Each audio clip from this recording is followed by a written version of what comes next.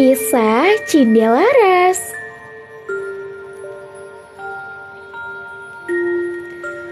Pada zaman dahulu, di sebuah kerajaan Jenggala, hiduplah seorang raja bijaksana bernama Raden Putra. Dia memiliki seorang permaisuri dan seorang selir. Permaisuri adalah seorang perempuan yang baik dan sabar. Maka itulah yang membuat Raden Putra sangat sayang kepadanya. Sikap Raden Putra terhadap permaisuri sering membuat sang selir merasa iri. Selain itu, Raden Putra juga memiliki kebiasaan menyabung ayam. Ayamnya sangat banyak. Mereka terpelihara dengan baik. Di setiap pertandingan adu ayam Raden Putra selalu menang. Tak ada yang bisa menandingi ketangguhan ayam-ayam Raden Putra. Setiap orang yang ingin menantang kemampuan bertarung ayam Raden Putra pasti akan pulang dengan kekalahan. Suatu hari, permaisuri sangat gembira saat ia mendapati dirinya hamil. Sudah sekian lama dia menunggu. Akhirnya Tuhan mengabulkan doa-doanya. Semula permaisuri ingin membuat kejutan bagi Raden Putra. Namun berita kehamilannya tercium sang selir. Maka sang selir pun membuat rencana jahat dengan tabib istana. Sang selir pura-pura jatuh sakit. Raden Putra sangat mengkhawatirkan keadaan sang selir. Dia pun bertanya penyebab sakit selir pada tabib istana. Penyakit apa gerangan yang menimpa selir, wahai tabib? Tanya Raden Putra. Sang selir keracunan makanan yang diberikan oleh permaisuri Paduka. Jawab tabib istana. Mendengar jawaban sang tabib, Raden Putra marah besar. Dia segera memerintahkan pengawal pribadinya untuk membunuh permaisuri. Ampun Paduka, saya tidak pernah melakukan hal buruk pada selir. Percayalah pada hamba. Hamba sedang hamil. Jangan hukum hamba, Paduka. Kata permaisuri sambil memohon bersujud kepada Raden Putra. Tak tinggal diam, kemudian sang selir memotong pembicaraan dan buru-buru berkata, Dia bohong, Paduka. Semua itu dikatakannya supaya Paduka tidak menghukumnya. Kata selir yang berdiri di samping permaisuri. Raden Putra bertambah geram dan menyuruh pengawalnya untuk membuang permaisuri ke dalam hutan dan membunuhnya. Di dalam hutan, pengawal itu merasa bingung saat hendak membunuh permaisuri. Ia tahu permaisuri adalah seorang yang baik hati. Dia tidak akan mungkin melakukan tindakan yang kejam. Maafkan hamba yang mulia. Hamba tahu kau tidak melakukan apapun yang dituduhkan sang selir. Hamba percaya pada yang mulia permaisuri. Aku sudah pasrah pengawal. Jika kamu hendak membunuhku, maka bunuhlah aku. Kata permaisuri yang pasrah. Saat itu juga, sang pengawal mengacungkan pedangnya. Namun, saat melihat sang permaisuri, pengawal jatuh bersimpuh. Maafkan hamba permaisuri. Hamba tidak bisa membunuhmu. Akhirnya, sang pengawal meninggalkan permaisuri di hutan. Kemudian, ia membunuh seekor rusa untuk diambil jantungnya. Sang pengawal membawa jantung rusa ke istana dan mengaku jika itu jantung permaisuri sebagai bukti jika permaisuri sudah mati. Akhirnya, permaisuri itu sudah mati. Sekarang, Raden Putra hanya akan menyayangiku, kata selir yang puas. Waktu semakin berlalu, perut sang permaisuri semakin besar. Dia pun akhirnya melahirkan di dalam sebuah pondok sederhana yang dibangun pengawal untuknya. Seorang bayi laki-laki lahir dan diberi nama Cindelaras. Permaisuri mendidiknya dengan sangat baik, layaknya seorang putra mahkota. Cindelaras tumbuh menjadi anak remaja yang cerdas dan pemberani. Suatu hari, Cindelaras bermain di hutan dan menemukan sebuah telur ayam. Ia membawa telur itu ke rumah dan merawatnya. Telur itu pun menetas. Cindelaras senang bukan kepalang. Dia rajin memberi makan ayamnya yang segera menjadi seekor ayam jago yang gagah. Saat Cindelaras memandikan ayam itu, tiba-tiba ayam itu berteriak, Kukuruyuk, tuanku bernama Cindelaras tinggal di hutan rimba. Siapa sangka dia putra dari Raden Putra, kata ayam tersebut. Cindelaras terkejut mendengar suara ayam jagonya. Apa yang kau katakan itu? Tanya Cindelaras pada ayamnya. Cindelaras pun melaporkannya pada sang permaisuri. Akhirnya permaisuri menceritakan semua tentang kenapa mereka bisa terlantar di hutan. Cindelaras menjadi marah mendengar cerita sang mama. Ia bertekad hendak membalas dendam. Bersama ayam jagonya, Cindelaras yang masih remaja pergi ke kota. Dari berbagai ajang adu ayam, Cindelaras selalu menang. Segera saja ayamnya menjadi terkenal. Berita ini terdengar di telinga Raden Putra. Beliau menjadi penasaran.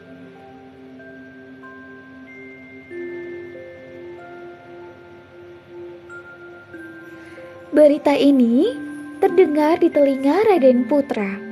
Beliau menjadi penasaran dan memerintahkan pengawalnya untuk mencari Cindelaras. Siapa Cindelaras itu? Pengawal, coba cari dan bawa dia ke kerajaan, kata Raden Putra pada para pengawalnya. Tak membutuhkan waktu lama, Cindelaras pun sampai di istana bersama ayam jagonya. Raden Putra heran dengan sikap Cindelaras yang sopan layaknya seorang bangsawan.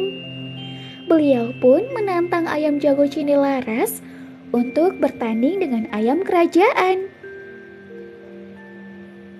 Cindelaras, saya menantang ayam jago yang kau miliki bertarung dengan ayam jago kerajaan. Apa kau bersedia? Tanya Raden Putra.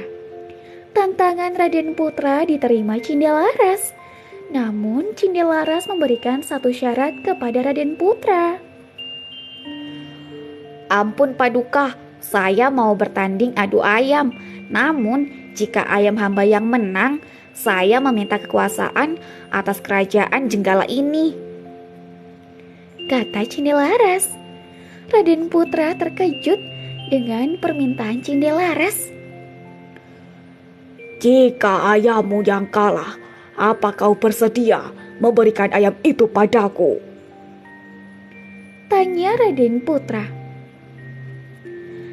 Iya Paduka, saya bersedia. Raden Putra tersenyum ketika Cindelaras menyanggupi permintaannya. Lagi pula, ayam Cindelaras takkan mampu mengalahkan ayam kerajaan yang gagah dan lihai bertarung, ucap Raden Putra dalam hati. Maka pertandingan pun dimulai.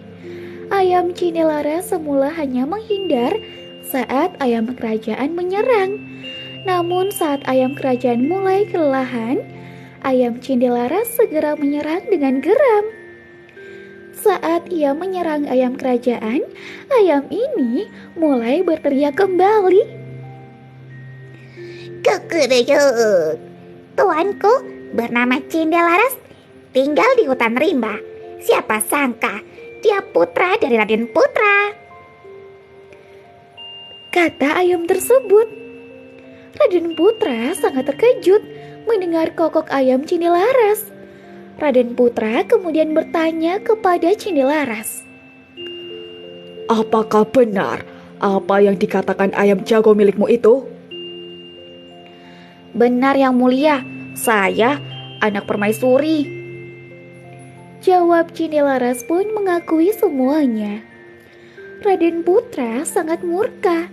Dia memanggil selir dan tabib istana dan menanyakan kebenarannya. Selir dan tabib istana akhirnya mengaku karena sangat ketakutan. Akhirnya selir itu pun dihukum. Ampun Paduka, aku mengaku bersalah. Mohon ampun, kata selir sambil bersimpuh di hadapan Raden Putra.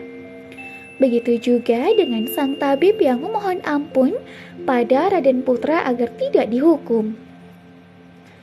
Akhir bahagia untuk Cindelaras dan sang permaisuri. Mereka berdua bisa kembali ke istana. Raden Putra pun senang memiliki putra yang gagah berani, sopan, dan memiliki kesenangan yang sama dengannya. Beliau bersyukur permaisuri dan Cindelaras bisa pulang ke istana dan berkumpul menjadi keluarga bahagia. Setelah Raden Putra meninggal, Cindelaras menggantikan sang papa sebagai raja. Ia juga mampu memimpin kerajaan dengan adil dan bijaksana. Itulah kisah Cindelaras. Pesan moral dari kisah ini, berbohong dan memfitnah orang lain dapat merugikan. Bahkan jika itu tidak merugikan kita di saat ini, berperilaku buruk bisa merugikan kita di masa depan. Selain itu, menjadi anak yang sopan akan disukai oleh banyak orang. Kisah Putri Tidur.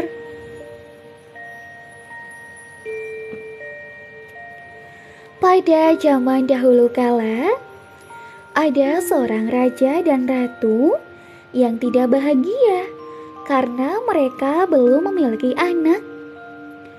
Walaupun kerajaan mereka makmur dan rakyat hidup dengan damai, namun tidak hadirnya seorang anak membuat mereka merasa selalu bersedih.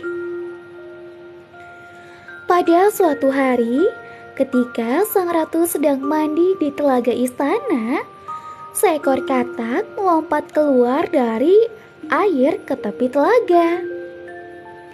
Anehnya, katak itu bisa berbicara. keinginanmu akan segera terkabulkan.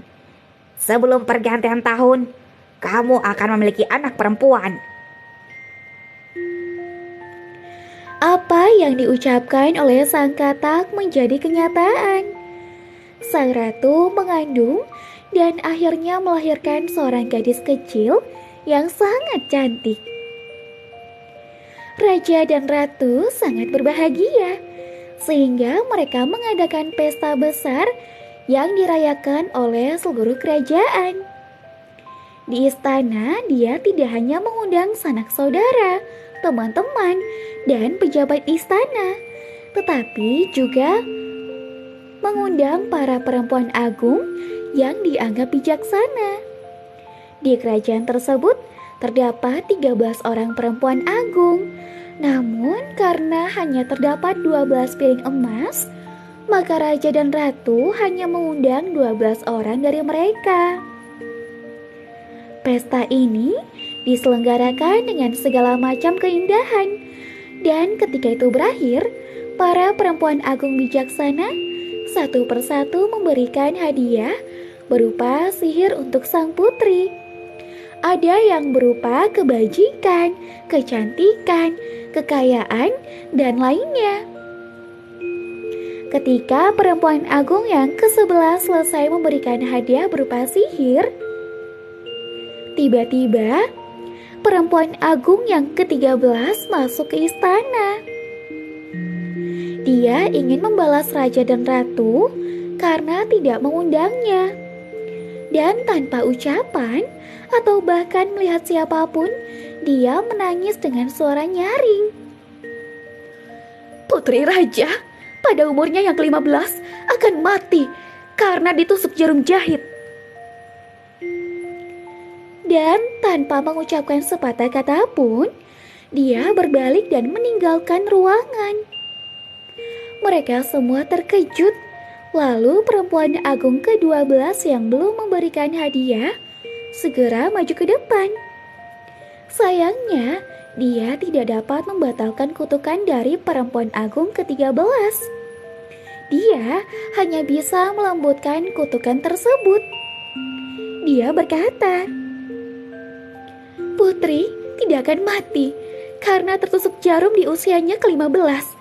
Dia hanya akan tertidur dan akan bangun setelah 100 tahun dari saat dia tertusuk jarum jahit." Raja yang ingin menghindari putri kesayangannya dari kutukan perempuan ke-13 segera memerintahkan agar seluruh jarum jahit tidak boleh berada di sekitar istana. Sementara itu, hadiah sihir dari perempuan agung menjadi kenyataan. Sang putri tumbuh menjadi putri yang cantik, baik hatinya, cerdas, bijaksana, dan setiap orang yang melihatnya menjadi terikat hati untuk mencintainya. Suatu hari di usia sang putri yang ke-15, raja dan ratu sedang meninggalkan istana untuk melakukan kunjungan ke kerajaan lain. Sang putri merasa bebas dan berkeliling di sekitar istana. Dia mengunjungi berbagai tempat, dan di salah satu bagian sudut kerajaan, dia melihat ada sebuah menara tua. Sang putri sangat penasaran dengan menara tersebut dan memasukinya. Dia memanjat tangga berkelok-kelok sempit dan melihat pintu kecil. Kunci berkarat tepat menempel pada bagian pintu kecil tersebut. Sang putri kemudian membuka pintu itu pelan-pelan. Di dalam ruangan ada seorang perempuan tua sedang menjahit pakaian dan terlihat sangat sibuk. "Selamat siang, Ibu. Apa yang sedang Ibu kerjakan?" "Aku sedang menjahit dan menyulam," jawab si perempuan tua. "Wah, betapa indahnya sulaman Ibu. Aku sangat menyukainya." Sang putri mengelus kain hasil sulaman perempuan tua, namun malang. Pada pakaian itu masih terdapat jarum jahit, dan tanpa sengaja jari telunjuk sang putri tertusuk jarum itu. Seketika tubuh sang putri menjadi lemas dan terjatuh ke lantai, tertidur pulas. Apa yang terjadi pada sang putri meluas ke seluruh kerajaan. Sang raja dan ratu yang baru kembali ke istana tiba-tiba tertidur. Seluruh pengadilan, kuda-kuda, anjing di halaman, burung-burung merpati di atas atap, lalat di dinding, bahkan api yang menyala di perapian menjadi tenang dan tidur. Di sekeliling istana mulai tumbuh pagar duri yang setiap tahun menjadi lebih tinggi dan akhirnya tumbuh menutup seluruh istana. Saking tingginya, tanaman berduri itu menjadi seperti benteng yang menutupi sehingga bahkan istana tidak dapat dilihat dari luar. Tapi kisah tidurnya putri raja yang cantik menawan tersebar luas hingga ke kerajaan-kerajaan lain. Dari waktu ke waktu, pangeran-pangeran datang dan mencoba untuk melewati pagar berduri dan masuk ke istana. Namun, tidak ada yang pernah berhasil melakukannya. Bahkan, beberapa di antaranya justru terperangkap oleh pagar tumbuhan duri dan meninggal di sana dengan cara menyedihkan. Setelah bertahun-tahun lamanya berita mengenai putri tidur yang cantik terdengar ke telinga seorang pangeran gagah dari negeri seberang. Walaupun kabar mengenai benteng pohon berduri yang sangat berbahaya sangat menakutkan, namun itu tidak menyurutkan sang pangeran gagah untuk mencoba menerobosnya. Pangeran itu berkata, Saya tidak takut. Saya akan pergi dan menemui putri tidur yang cantik. Saat Pangeran Gagah datang ke kerajaan Putri Tidur yang dilindungi oleh benteng pohon berduri, bertepatan dengan 100 tahun dari hari di mana sang putri tertusuk jarum jahit. Ketika sang Pangeran Gagah datang ke bagian luar istana, tiba-tiba pohon berduri merekah menjadi tumbuhan bunga-bunga yang indah dan sekaligus membuka jalan bagi sang pangeran untuk masuk lebih dalam. Saat pangeran tersebut akhirnya sampai di istana, dia melihat anjing yang tertidur di halaman istana. Begitu pula kuda yang berada di dalam kandang. Pada bagian atap, burung merpati tertidur dengan posisi kepala berada di bawah sayapnya. Sang pangeran semakin tercengang saat dia masuk ke istana. Dia menyaksikan Lala tertidur pada dinding istana, serta tukang masak masih dengan peralatan masaknya sedang tertidur di dapur. Semua orang yang ada di istana itu dalam kondisi tidur pulas. Sang pangeran akhirnya berkeliling istana dan mendapati kesunyian karena semua yang dia lihat dalam kondisi tertidur pulas. Pada bagian sudut istana, sang pangeran dibuat penasaran dengan menara tua yang terlihat tidak terawat. Dia memanjat tangga berkelok-kelok sempit dan melihat pintu kecil dalam kondisi terbuka. Di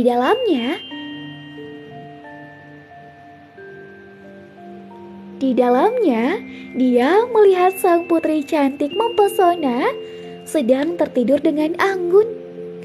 Pangeran Gagah tidak dapat melepaskan pandangannya dari putri tidur yang cantik.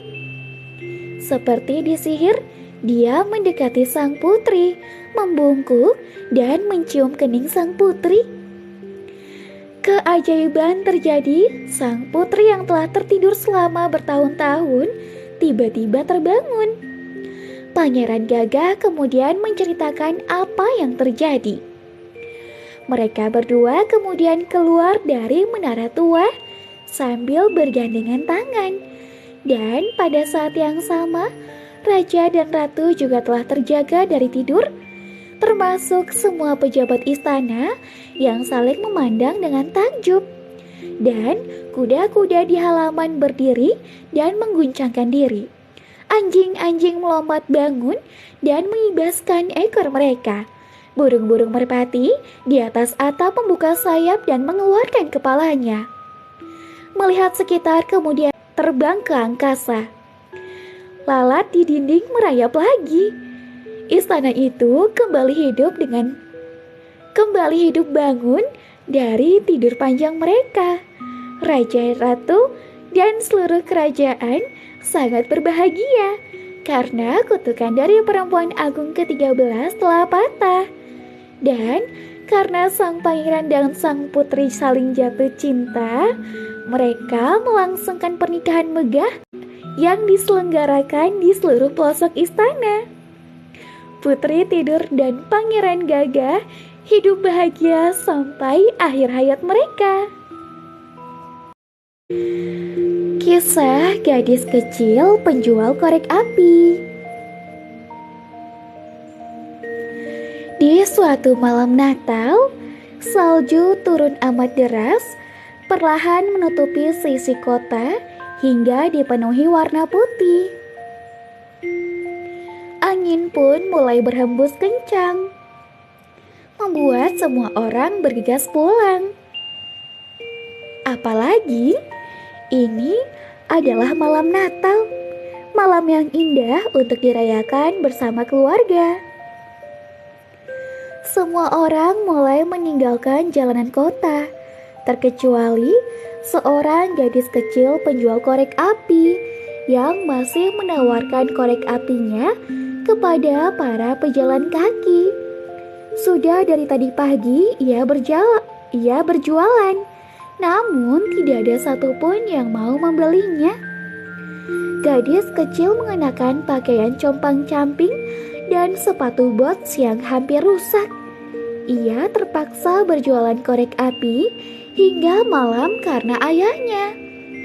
Gadis kecil tersebut akan dimarahi dan dipukuli oleh ayahnya jika ia tidak berhasil menjual korek apinya. Meski udaranya dingin dan perutnya mulai berbunyi tanda lapar, ia tetap mencoba menjual batang-batang korek apinya. Mau beli korek api? Tanyanya pada seorang pria tua. Ibu, belilah korek api ini, kata gadis kecil pada seorang ibu berbaju merah. Aku tidak butuh korek api, sebab di rumah ada banyak. Lanjutnya sambil berusaha menjual korek api. Namun sayang, masih belum ada seorang pun yang mau membeli korek api dari gadis itu. Gadis kecil itu mulai membayangkan apa yang nanti ayahnya lakukan ketika ia pulang ke rumah. Tidak, aku harus mencoba menjualnya lagi. Aku tidak boleh menyerah.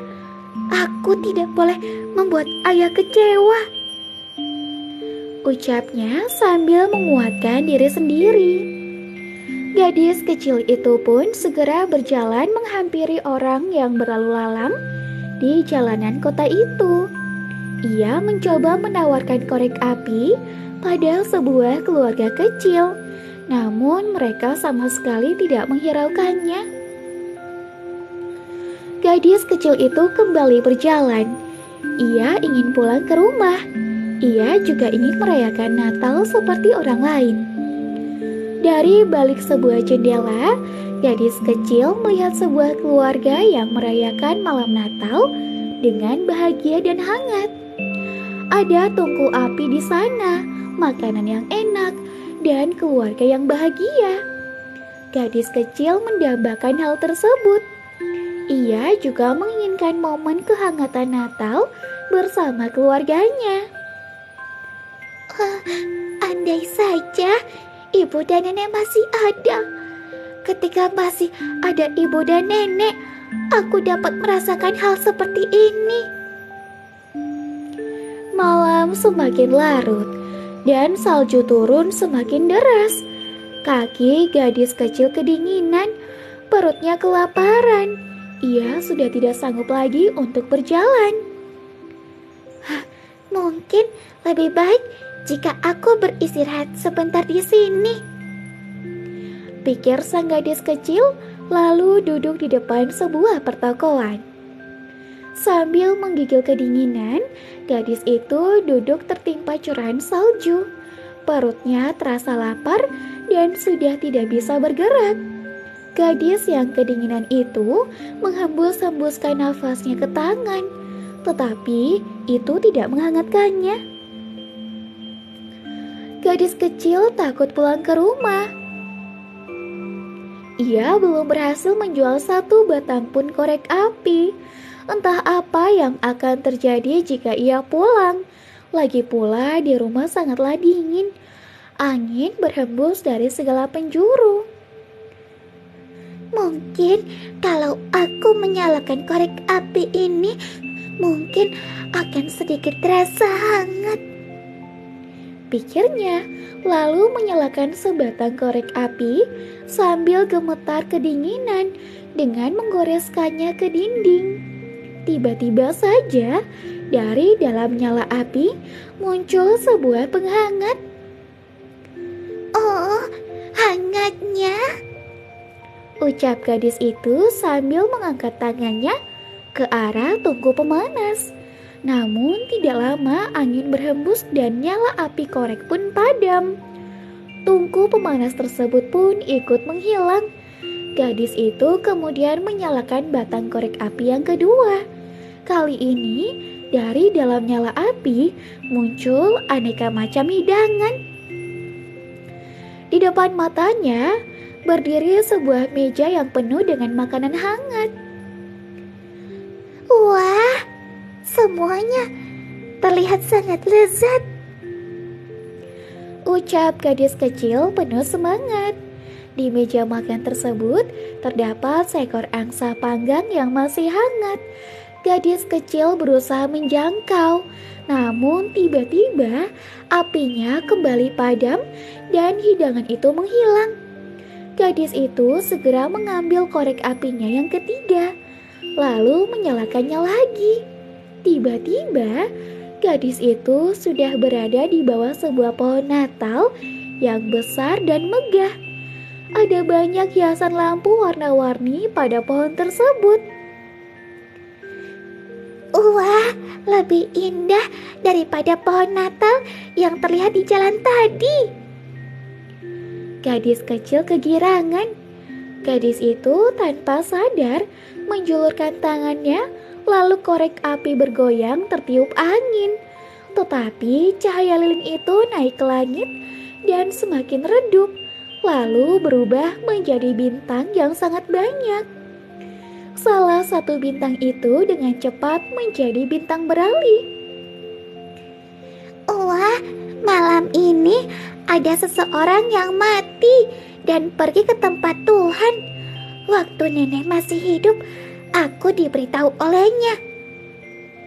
Katanya di dalam hati. Sambil menatap ke langit, gadis kecil itu teringat kepada neneknya yang baik hati. Ia lalu menyalakan kembali sebatang korek api. Dari dalam cahaya api muncul wujud nenek yang dirindukannya. Sambil tersenyum manis, nenek menjulurkan tangannya ke arah gadis itu. Nenek, Gadis kecil terkejut dapat melihat neneknya kembali.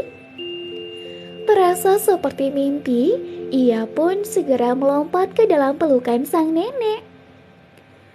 oh nenek, sudah lama aku ingin bertemu. Kenapa nenek pergi meninggalkanku seorang diri? Jangan pergi lagi, bawalah aku pergi ke tempat nenek. Namun, tiba-tiba saja korek api yang dibakar gadis itu mulai meredup. Oh, kalau apinya mati, nenek pun akan pergi juga, seperti tungku pemanas dan makanan tadi. Ucapnya dengan sedih. Gadis itu pun segera mengumpulkan korek api yang tersisa, lalu menggosokkan semuanya. Gulungan korek api itu terbakar dan menyinari sekitarnya seperti siang hari. Nenek kembali datang dan memeluk gadis itu dengan erat.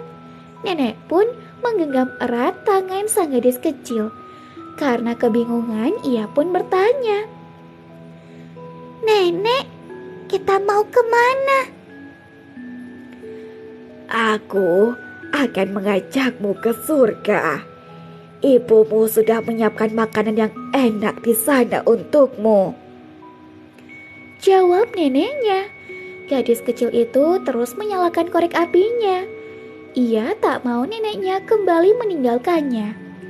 Saat korek api terakhir habis, si gadis kecil pun pergi bersama neneknya ke surga. Keesokan harinya, penduduk melihat tubuh gadis kecil yang sudah kaku dengan korek api yang berserakan. Mereka merasa iba dengan gadis yang meninggal itu.